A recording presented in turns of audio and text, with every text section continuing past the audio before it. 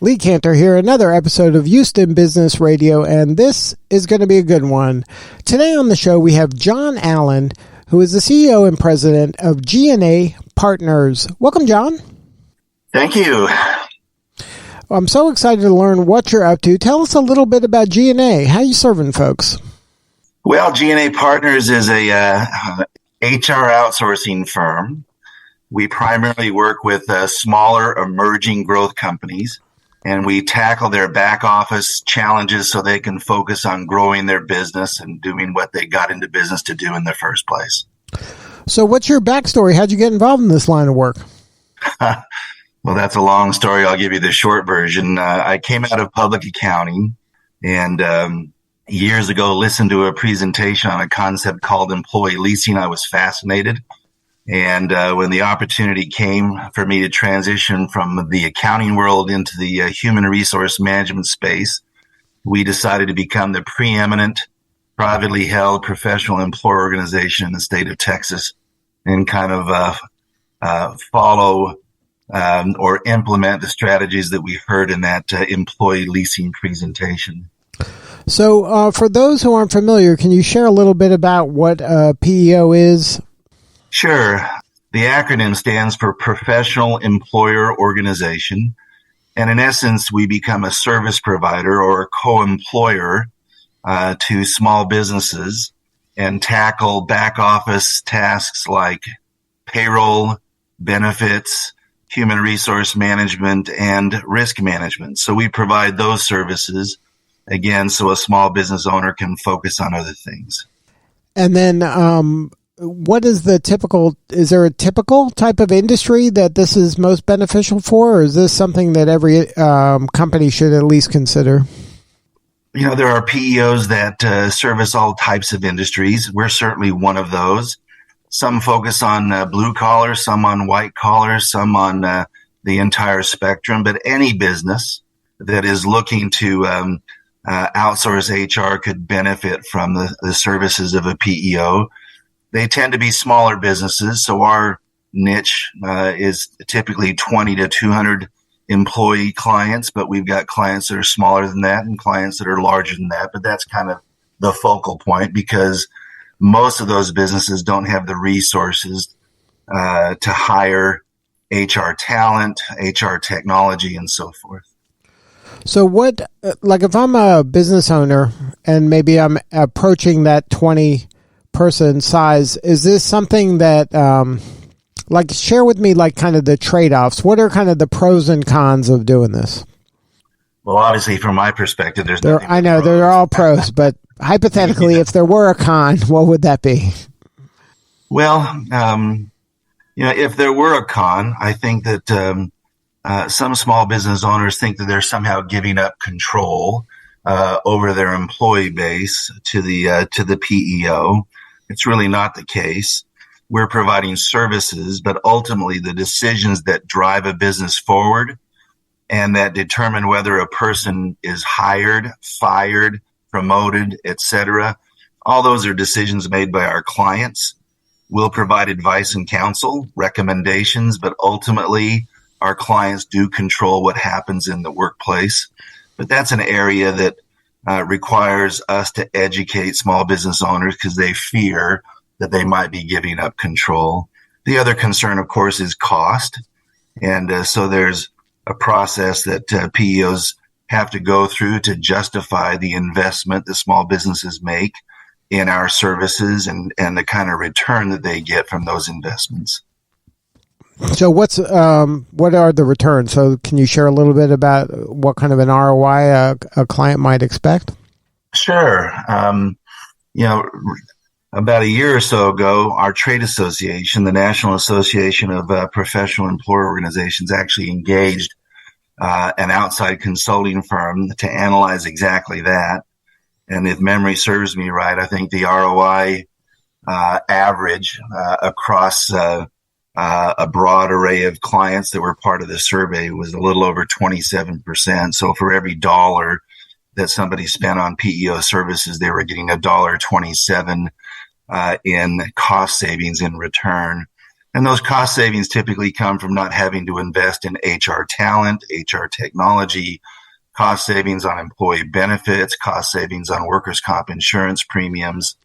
And again, those cost savings typically offset, in most cases, the fees that we charge for the services that we provide. Now, some of the benefits, if I'm a smaller company, you have some economies of scale that I can't possibly have, so I can offer a more robust benefits package than I could if I was just doing this on my own? Yes, absolutely. So we payroll over 85,000 people across some 3,000 plus clients. So that gives us purchasing power that most small businesses just don't have. And so when it comes to employee benefits, we can put together a Fortune 500 benefit program at cost that small businesses can afford.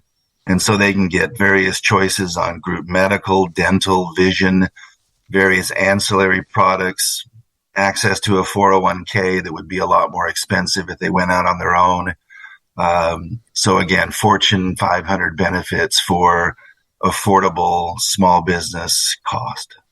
And then in today's time where it's so difficult to attract and retain quality employees, this having a robust benefit package, I would think, is now a must-have, not a nice-to-have.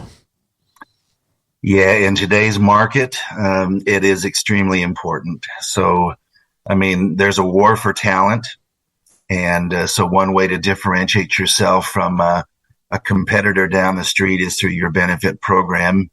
And to be able to get that more affordably is obviously key to most small businesses. Now, can you share a story? Don't name the name of the company, but explain the challenge that they were having before they started working with you, and then how working with you took them to a new level. Sure. Well, I can think of several, but I'll just focus on one for the time being. I had a relationship with this particular, the owner of this particular firm when I was in public accounting, made several attempts to secure their PEO business and was unsuccessful. And then finally, we had the opportunity to do business. He's since been a client, I think, for 20 plus years. What drove him to us is they were a startup. They had innovative technology. They were manufacturing kind of a neat product and going to market. And they wanted to focus their resources on the engineering and production and then sales of that product. They didn't want to deal with the hassle of payroll administration and providing or shopping for benefits, administering benefits, dealing with HR compliance issues and so forth. So they outsourced that to us so they could focus on growing their business.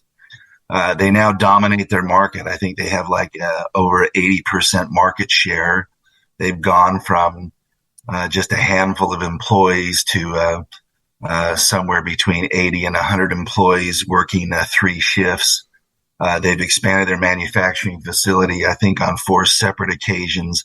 They now have a state-of-the-art manufacturing facility on the north side of Houston.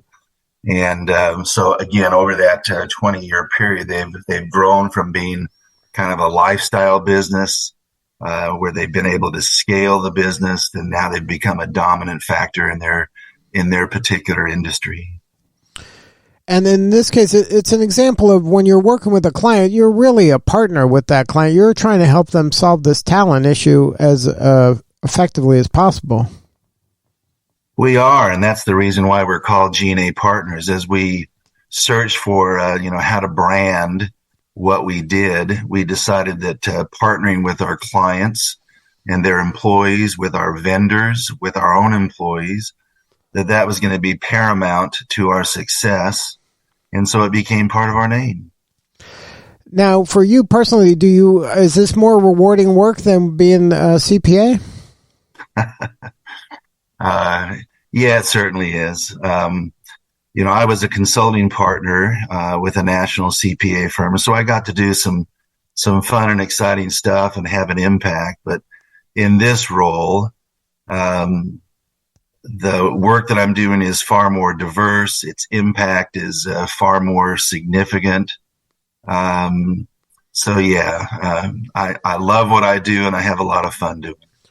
When you made the switch, what were some of the clues that you had that, hey, this thing's going to get some traction and this thing's really going to blow up? Well, initially, my partner, my longtime business partner, and I started this, and it was more of a lifestyle business. It was a way to provide for our families and for our employees. We didn't have an elaborate business plan that described how we were going to get from where we were then to where we are now. So we've taken advantage of opportunities that have been presented along the way. We've been incredibly blessed along the way as well. I'd love to tell you this is all part of a master plan. It certainly wasn't part of our master plan, but we're delighted to be where we are. And it's been a wonderful journey. So what do you, if you look into your crystal ball, what are you looking at as we enter the fourth quarter and into 2023? Well, if my crystal ball was crystal clear, I'd be heavily invested in the marketplace, trying to make money that way. But it's hard to forecast the future. As I look out over the near term, obviously we have a very important election on the horizon, and the outcome of that election will certainly have an impact on policy and on the economy. So I'm anxious to see how that turns out, both within the state of Texas and elsewhere, and on the national scene. I do think that if you look at the economic numbers, we meet the definition of a recession, although we do have a number of people that are waiting for additional signs. We're not seeing a huge downturn in the business that our clients provide. So while the economy, while the growth rate is stymied, we still have record employment levels and a war on talent. And so we're not seeing our clients anyway laying off people. We are seeing larger clients do some of that, and firms in the technology space doing some of that, but we're not seeing any of that within our client base. As I look at a little bit further, I think the prognosticators would suggest there will be some sort of recession. So there will be a dip, and we, as a service provider to small businesses and our small business clients, have to be prepared for that. And we'll have to take some corrective action, but it looks like the dip will be small and short in duration. So that's encouraging. So we're not losing too much sleep over where we see the economy going over the next 6 to 24 months. Now, I would imagine your firm and firms like yours are kind of leading indicators for some of this stuff.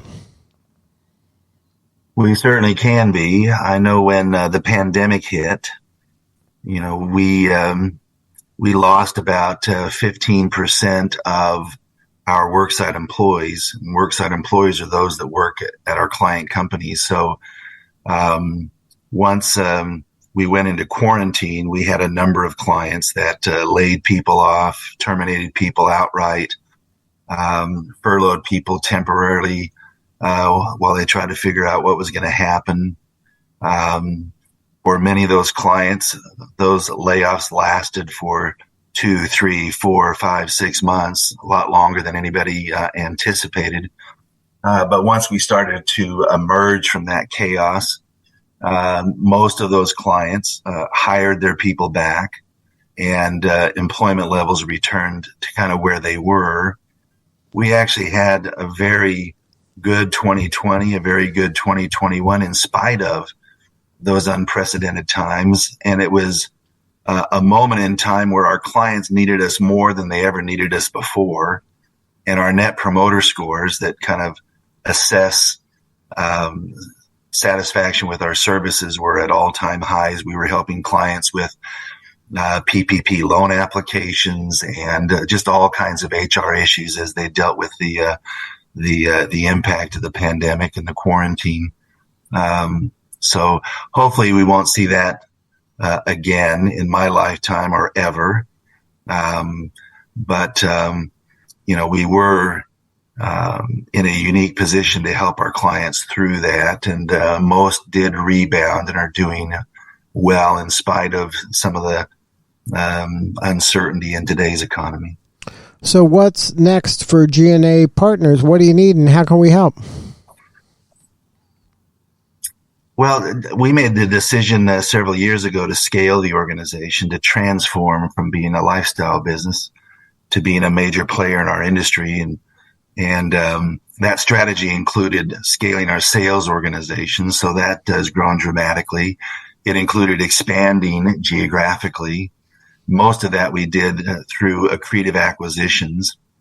And then the last leg to that three-legged stool, if you will, was to provide phenomenal customer care and hang on to the clients that we brought on either through organic sales or through acquisitions. We've been very successful in that effort, knock on wood. And the strategy is to continue to do that and constantly tweak how we provide services, how we make a difference in the business lives of our clients and their employees, how we provide value. So our plan has been working, and we just want to execute it even better than we have heretofore. Now, are your clients primarily in Texas, or are they all over the place? Houston is our home, and we've got 4 other offices here in Texas. And probably over 50% of our clients and our worksite employees are domiciled in the state of Texas. But we've got, I think, 15 other offices. Well, that outside of Texas, we probably have another 10 offices, mostly in the Midwest or in the Southwestern United States, and are looking for other opportunities to expand where it makes sense. But Texas is home, and so it will continue to get a great deal of our focus and consideration. Well, if somebody wants to learn more, have more substantive conversation with you or somebody on the team, what is the website? What's the best way to get a hold of you guys? Well, our website is www.gnapartners.com. And that GN, that's N is in Nancy. And they can certainly call our main number as well at 713-784-1181. And any of our employees would be happy to answer questions and provide information. Well, John, thank you so much for sharing your story today. You're doing important work, and we appreciate you. My pleasure. Thank you so much. All right, this is Lee Cantor. We'll see you all next time on Houston Business Radio.